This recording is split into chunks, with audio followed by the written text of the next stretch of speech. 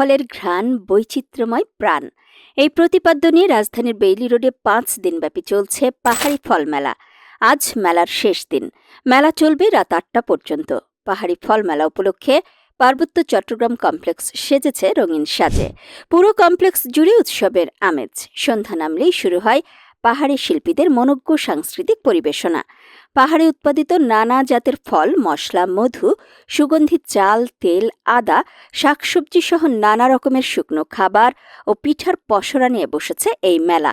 পার্বত্য চট্টগ্রাম থেকে উদ্যোক্তাদের এনে তাদের পণ্য সামগ্রী ঢাকার মানুষের কাছে তুলে ধরার বা সমতলের মানুষের সাথে পাহাড়ি ফলের পরিচয় করিয়ে দেওয়ার এই ব্যতিক্রমী উদ্যোগটি নিয়েছে সরকারের পার্বত্য চট্টগ্রাম বিষয়ক মন্ত্রণালয়।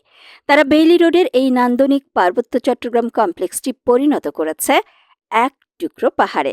রাজধানীবাসীর মোবাইলে SMS এর মাধ্যমে পাহাড়ি ফল মেলার আমন্ত্রণ পাঠিয়েই